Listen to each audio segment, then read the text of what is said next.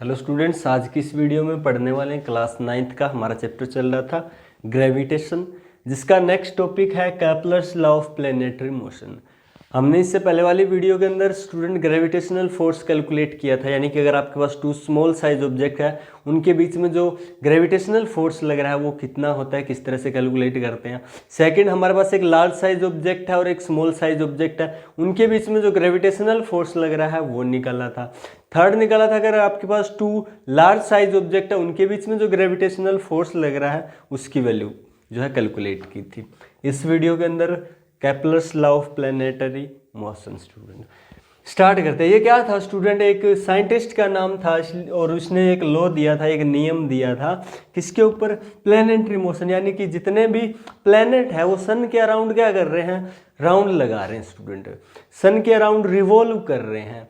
तो वो सारे प्लैनेट सन के अराउंड रिवॉल्व कर रहे हैं, इसका मतलब यानी कि वो सारे के सारे एक लॉ को फॉलो कर रहे हैं स्टूडेंट, कुछ रूल्स को फॉलो कर रहे हैं, और वो रूल्स बताए थे साइंटिस्ट कैपलर ने, इसलिए इनको हम बोल रहे हैं Kepler's law of planetary motion, यानी कि कैपलर्स ने दी इसलिए कैपलर्स लॉ हो गए। प्लैनेटरी मोशन यानी कि प्लैनेट के मोशन से रिलेटेड लॉज है, इसलिए इनका नाम हो गया Kepler's law of planetary motion student. तो देखिए इनका साहब का पूरा नाम था Johannes Kepler. In 16th century gave three laws which describe the motion of a planet around the sun। देखिए जो जोहान्स केपलर है ना, साइंटिस्ट का नाम है, इन 16th सेंचुरी के अंदर इन्होंने तीन लॉज दिए जो क्या करते हैं, विच describe the motion of a planet, जो किसी प्लैनेट के मोशन को डिस्क्राइब करते हैं, यानी कि प्लैनेट जो सन के अराउंड रिवॉल्व कर रहे हैं उनके मोशन को क्या कर रहे हैं, डिस्क्राइब कर रहे हैं student. And motion of satellite around the planets, और साथ में क्या बता रहे हैं, जो प्लैनेट्स के, देखिए सन के अराउंड तो प्लैनेट्स रिवॉल्व करते हैं और प्लैनेट्स के अराउंड जो है सैटेलाइट रिवॉल्व करते हैं। जैसे आपका जो सन है, सन के अराउंड अर्थ हो गया, प्लैनेट है, रिवॉल्व करता है, और अर्थ का जो सैटेलाइट है वो मून है, तो मून जो है वो अर्थ के अराउंड क्या करता है, रिवॉल्व करता है। तो ये जो है दोनों के बारे में आपको इन्फॉर्म दे रहे हैं, दोनों के बारे में इंफॉर्मेशन दे रहे हैं। किसके बारे में, एक तो जो सन के अराउंड प्लैनेट का मोशन है, दूसरा प्लैनेट्स के अराउंड सैटेलाइट का मोशन है स्टूडेंट। जो प्लैनेट के अराउंड सैटेलाइट मूव कर रहे हैं उनके बारे में भी, उनके मोशन के बारे में भी आपको बता रहे हैं। तो these laws are called Kepler's law of planetary motion. इन तीनों लॉज को क्या बोलते हैं, Kepler's law of planetary motion. Start करते हैं स्टूडेंट, बारी बारी से तीनों के बारे में पढ़ेंगे। फर्स्ट है कैपलर्स फर्स्ट लॉ। देखिए कैपलर्स का फर्स्ट लॉ क्या कहता है स्टूडेंट, ध्यान से देखिए, it state that the planets move in elliptical orbit around the sun with the sun at one of the two focus of the elliptical orbit. देखिए समझ में आया कि नहीं आया पता नहीं आपकी, दोबारा देखिए क्या कह रहा है। एक पहले तो ये देख लीजिए, बार बार एक अटपटा शब्द आ रहा है ना, इलिप्टिकल ऑर्बिट, ये क्या होता है स्टूडेंट। देखिए अगर आपके पास दो सर्कल्स है स्टूडेंट, दोनों को मिला देते हो ना, यानी कि ये सर्कल कुछ ऐसा होता है, इसको मिला दे ये ऐसा होता, ये सर्कल कुछ ऐसा होता, दोनों सर्कल्स को मिला दोगे ना तो जो आपके पास जो शेप आएगी ना इसको बोलेंगे इलिप्टिकल शेप। और ये एक तरह का, और अगर ऑर्बिट है इसके अंदर अगर कोई रिवॉल्व कर रहा है तो इसको ऑर्बिट बोल सकते हैं, यानी कि इलिप्टिकल ऑर्बिट बोलेंगे स्टूडेंट। कैसे बना, ये दो सर्कल्स के आपस में मिलने से बना, यानी दो सर्कल थे तो इनका मतलब इस सर्कल का भी एक फोकस था, इस सर्कल का भी एक फोकस मतलब सेंटर था, ठीक है, इसका भी एक सेंटर था और इस सर्कल का भी एक सेंटर था, ठीक है, और इन दोनों सर्कल्स को आपस में इस तरह से मिलाया कि हमारे पास जो शेप आई ना इसको बोलते हैं इलिप्टिकल शेप, और इस ऑर्बिट को बोलेंगे इलिप्टिकल ऑर्बिट स्टूडेंट। तो कह रहा है फर्स्ट लॉ क्या कह रहा है, it state that planets move in, planet जो मूव करते हैं ना वो इलिप्टिकल ऑर्बिट में मूव करते हैं अराउंड द सन, सन के around, with the sun at one of the two focus of the elliptical orbit. ये क्या बात हुई स्टूडेंट, इस बात को अच्छे से समझिए। कह रहा है ये बात तो समझ में आई कि जो आपका प्लैनेट्स है वो रिवॉल्व करते हैं इलिप्टिकल ऑर्बिट में सन के अराउंड, और लास्ट कह रहा है कि जो सन है ना यहाँ पे दो फोकस है ना, देखिए इलिप्टिकल ऑर्बिट के दो फोकस होते हैं, दो सेंटर होते हैं स्टूडेंट, ठीक है। तो ये दो फोकस है ना, F1 मान लीजिए, इसको F2 मान लीजिए, तो जो सन होगा ना वो कह रहा है कि या तो आप इनमें से किसी एक फोकस पे जो है ना वो सन होगा, यानी कि इनमें से किसी एक फोकस पे सन को अज्यूम कर लीजिए, यानी कि अगर आप इस फोकस पे भी सन को जूम कर सकते हो कि इस फोकस पे जो है सन है, तो आपका इस तरह का एलिप्टिकल ऑर्बिट है, उसके अंदर प्लैनेट रिवॉल्व कर रहे हैं। ये भी फोकस है, इस पे आप सन को जूम कर लीजिए तो इस तरह का एलिप्टिकल ऑर्बिट है जिसके अंदर यहाँ पे सन है और यहाँ पर जो है आपके प्लैनेट है वो रिवॉल्व कर रहे हैं। तो बहुत ही सिंपल सी बात कही है, इस बात को समझिएगा दोबारा से। It state that planets move, कह रहा है कि ये फर्स्ट लॉ जो है ना केपलर का, ये कहता है कि प्लैनेट्स जो है ना मूव करते हैं इलिप्टिकल ऑर्बिट में। इस तरह का ऑर्बिट होता है उसको इलिप्टिकल ऑर्बिट बोलते हैं। देख लीजिए इलिप्टिकल ऑर्बिट के अंदर मूव करते हैं। प्लैनेट दे रखा है ये आपका, मान लीजिए अर्थ है, ठीक है, अराउंड द सन, सन है ये तो सन के अराउंड मूव कर रहे हैं, ठीक है, with the sun at one of the two focus. ये जो इलिप्टिकल ऑर्बिट के दो फोकस होते हैं ना, इनमें से एक फोकस पे सन को जूम कर लीजिए और उसके अराउंड क्या कर रहे हैं, ये रिवॉल्व कर रहे हैं स्टूडेंट। ये कहता है आपका केपलर्स का फर्स्ट लॉ। स्टूडेंट समझ में आ गया होगा मेरे ख्याल से, बहुत ही सिंपल बात है। कह रहा है आपका जो सन जो प्लैनेट है वो इलिप्टिकल ऑर्बिट में सन के अराउंड जो है रिवॉल्व करते हैं, और जो इलिप्टिकल ऑर्बिट के फोकस तो दो होते हैं, इसलिए कह रहा है इन दोनों में से किसी भी एक पर पोजीशन, मान लीजिए सन की पोजीशन है, वहाँ पे सन रहता है और आपका जो ऑर्बिट होता है उसमें प्लैनेट सारे के सारे रिवॉल्व करते हैं स्टूडेंट, जिसको हम बोलते हैं Kepler's first law. Kepler's second law क्या कहता है, देखिए स्टूडेंट, केपलर्स का second law, it state that each planet revolve around the sun. कह रहा है कि जो हर एक प्लैनेट्स है सन के अराउंड रिवॉल्व कर रहा है, इन सच वे वो इस तरह से रिवॉल्व कर रहा है that the line joining the planet to the sun, जो एक लाइन ज्वाइन कर रही है प्लैनेट से सन को, वो क्या हो रही है, स्वीप्स ओवर इक्वल एरिया, वो इक्वल एरिया के अंदर स्वीप हो रही है इन equal interval of time, equal time interval के अंदर इक्वल एरिया के अंदर स्वीप हो रही है स्टूडेंट।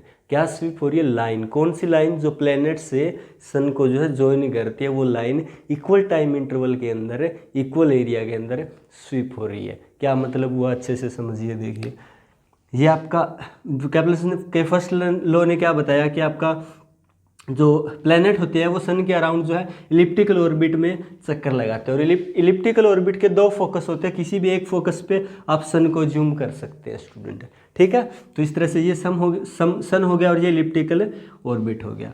इसके बाद मान लीजिए ये कोई प्लैनेट है स्टूडेंट, ये प्लैनेट इस तरह से रिवॉल्व कर रहा है, तो हमने क्या नोट किया कि ये जो प्लैनेट ए पोजीशन पे था ना, इस पोजीशन को ए नाम दे दिया, ए पोजीशन पे था तो ये इस तरह से रिवॉल्व कर रहा था, तो ए पोजीशन से जब बी पोजीशन तक आया तो इसने टाइम इंटरवल टी लिया, यानी कि ए से बी तक पोजीशन चेंज करेगा, ए से बी तक आएगा, कुछ टाइम स्पेंड होगा, वो टाइम हमने मान लिया कि टी टाइम है स्टूडेंट। ए से बी तक आ गया टी टाइम इंटरवल के अंदर, टी टाइम के अंदर। और ये जो लाइन ज्वाइन कर रही है ना स्टूडेंट, देखिए ये जो कौन सी लाइन, ये जो प्लैनेट है, प्लैनेट के सेंटर से अर्थ के सेंटर पर एक लाइन है, वो भी इसके साथ साथ स्वीप होगी, वो ये जब यहाँ आ जाएगा तो ये लाइन स्वीप होके, ये वाली लाइन स्वीप होके कहाँ आ जाएगी, यहाँ आ जाएगी स्टूडेंट, राइट।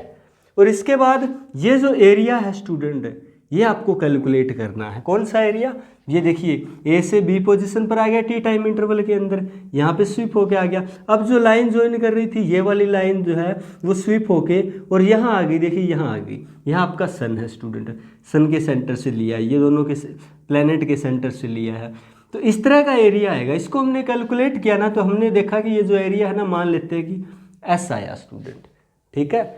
इसके बाद क्या हुआ, इस तरह से रिवॉल्व करता है, ये जब यहाँ पहुँचा ना ए डैश पोजीशन पे स्टूडेंट, तो हमने इसको दोबारा ऑब्जर्व करना स्टार्ट किया। ए डैश पोजीशन से जब ये बी डैश पोजीशन पे पहुँचा, यानी टाइम इंटरवल सेम टी के अंदर, यानी कि यहाँ पर अगर टाइम इंटरवल सेम, इसलिए कहने का मतलब अगर यहाँ पे ये यहाँ ए से बी तक 10 मिनट के अंदर आ गया था ना, तो यहाँ भी जो टाइम इंटरवल लिया गया ना 10 मिनट ही लिया गया, यानी कि ए डैश से बी डैश तक आ गया 10 मिनट के अंदर स्टूडेंट, ठीक है। टाइम इंटरवल सेम है, ए डैश से ये नई पोजीशन बी डैश पे आ गया स्टूडेंट, ये प्लैनेट है। अब ये जो लाइन है ना, देखिए सन के सेंटर से और प्लैनेट के सेंटर तक ये लाइन भी स्वीप करती हुई, जब ये बी डैश पे आ जाएगा तो ये लाइन स्वीप करती हुई कहाँ चली जाएगी, ऊपर चली जाएगी, यहाँ आ जाएगी स्टूडेंट। यानी कि इसको देखिए इस तरह कुछ हो जाएगा, ये सन है आपका, ए डैश से ये लाइन स्वीप कर, ये वाली लाइन स्वीप होती हुई ए डैश से कहाँ आ जाएगी, बी डैश पे आ जाएगी स्टूडेंट, ठीक है। फिर हमें क्या करना है, ये एरिया कैलकुलेट करना है स्टूडेंट। ये वाला एरिया जब कैलकुलेट किया ना, तो एरिया हमारे पास आया एस डैश, ठीक है। अब कैपलर्स क्या कहते हैं? कैपलर्स कहते हैं, उन्होंने जो लॉ दिया उनके अकॉर्डिंग पता है क्या है? उनके अकॉर्डिंग ये जो एरिया है ना एस, वो इक्वल होगा किसके? एस डैश के। क्यों? क्योंकि देखिए इसने अच्छे से कहा था कि line joining the planet to the sun, ये जो लाइन ज्वाइन कर रही है ना प्लैनेट और सन को, स्वीप ओवर इक्वल एरिया पे स्वीप होती है इक्वल टाइम इंटरवल के अंदर। देखिए यहाँ ये लाइन यहाँ इतना स्वीप हुई, यहाँ से यहाँ तक आ गई, देखिए यहाँ से यहाँ तक आ गई, इतना स्वीप हुई ना, एस एरिया कवर किया इस लाइन ने टी टाइम इंटरवल के अंदर। तो यहाँ भी देखिए इक्वल टाइम इंटरवल के अंदर इक्वल एरिया स्वीप करेगी, यानी कि ये लाइनिंग यहाँ ना, यहाँ से टी टाइम के अंदर अगर ये लाइनिंग यहाँ चली जाती है तो इसने जो एरिया कवर किया ना स्टूडेंट, वो एरिया जो है ना वो सेम रहेगा स्टूडेंट, एस डैश और एस जो है सेम रहेंगे। यही इसका मतलब है, the line joining the planet to the sun sweep over equal areas in equal interval of time. ऐसा हो सकता है कि यहाँ एरिया का शेप कुछ और था, देखिए इस तरह का था, यहाँ इसने थोड़ा कम डिस्टेंस, यानी कि यहाँ ये वाला जो डिस्टेंस है ना ऑर्बिट, जो इलिप्टिकल ऑर्बिट का पाथ वाला ये वाला डिस्टेंस है, ये हो सकता है इसने यहाँ ज़्यादा कवर किया हो स्टूडेंट, ठीक है। लेकिन यहाँ डिस्टेंस क्या पता इसने कम डिस्टेंस कवर किया, लेकिन जो एरिया कवर किया ना इस लाइन ने, line joining the sun to the planet, ये वाली जो लाइन है इसने जो एरिया कवर किया है वो इक्वल किया है इक्वल टाइम इंटरवल के अंदर। ये कहता है आपका कैपलर्स थर्ड लॉ। तो देख लीजिए एस क्या है, यहाँ पे एस क्या है, S is the area covered within the time T. S dash क्या है, S dash is equal to area covered within the time T. Same time interval के अंदर ये एरिया कवर किया इस लाइन ने, ये किया, तो अकॉर्डिंग टू कैपलर्स लॉ क्या कहता है, एस जो है इक्वल होगा किसके, एस डैश के स्टूडेंट। तो ये था आपका कैपलर्स सेकंड लॉ। और एक बात ध्यान दीजिए स्टूडेंट, यहाँ पे देखिए इसने जो है ना ये वाला इलिप्टिकल पाथ जो है ना, यहाँ पे डिस्टेंस, ये वाला डिस्टेंस ज़्यादा कवर किया, ये वाला डिस्टेंस यहाँ कम कवर किया है। तो इसका एक रीज़न होता है, जैसे जैसे यानी कि आपका जो ऑर्बिट्स प्लैनेट्स होते हैं ना सन के जब नज़दीक होते हैं ना स्टूडेंट, यानी कि इस तरफ होते हैं, तो यहाँ पे ग्रेविटेशनल फोर्स ज़्यादा होता है क्योंकि इनके बीच का डिस्टेंस कम। अगर देखिए डिस्टेंस कम होगा, ग्रेविटेशनल फोर्स जो है ना, आपको पता है डिस्टेंस के स्क्वायर के क्या था, इन्वर्सली प्रोपोर्शनल। इन्वर्सली प्रोपोर्शनल का मतलब अगर डिस्टेंस कम होगा तो ग्रेविटेशनल फोर्स क्या होगा, ज़्यादा होगा।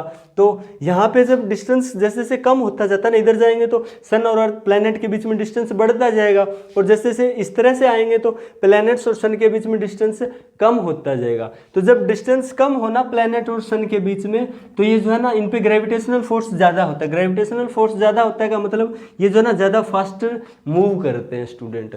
जबकि जब ये सन से दूर होते हैं, यानी कि डिस्टेंस जो है सन और प्लैनेट के बीच में मैक्सिमम होता है, ज़्यादा होता है, डिस्टेंस अगर ज़्यादा होता है तो ग्रेविटेशनल फोर्स उस केस में क्या होता है, कम, यानी कि यहाँ इनकी स्पीड कम हो जाती है, और जब सन के नज़दीक आते हैं तो इनकी स्पीड ज़्यादा हो जाती है स्टूडेंट, ठीक है। और अगर आपके दिमाग में कुछ चल रहा हो तो मैं बताऊँ कि ये किस तरह से होता है। देखिए जैसे इस तरह से रिवॉल्व कर रहे हैं तो सन इन पे एक ग्रेविटेशनल फोर्स लगा रहा है, वो किस तरह किया थोड़ा सा समझिए।